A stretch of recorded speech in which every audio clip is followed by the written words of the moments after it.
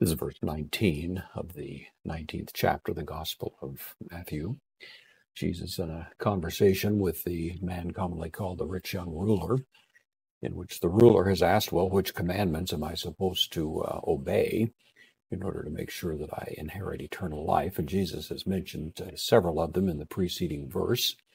At this point, he mentions a couple of more, going back to the fifth commandment concerning honoring your parents. And then pulling also a command from Leviticus, honoring or loving your neighbor. So we have tima, from timao, it means to honor.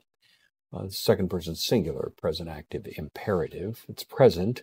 The others were future. You shall do this. This one is present, as if it is emphasizing this is a present duty. Honor, tone, the article, accusative, patera, the father. Kaitain, the feminine article, matera, the mother.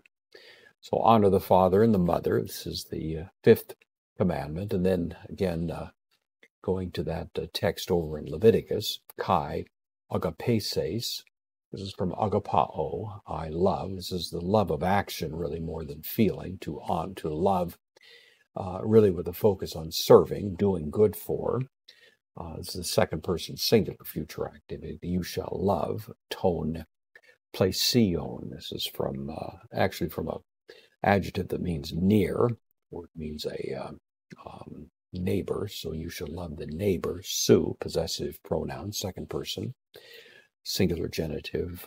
The neighbor of you, hos, as in the same way as yourself, seoton, the reflexive pronoun. So that wraps up the commandments that Jesus mentions. Pretty standard. Notably, he doesn't mention the 10th commandment, you shall not covet. Some think the reason is because that was the principal problem this young man had, and Jesus is sort of leaving it heavy in the conversation without mentioning it, and it's going to become, of course, the centerpiece, you might say, of the first commandment, no other gods, and the 10th commandment, no coveting, as Jesus will give an instruction to this man concerning liquidating his assets. But right now, these are simply the standard commands that would come from the 10 Commandments. No surprise here. And the conversation proceeds from this point.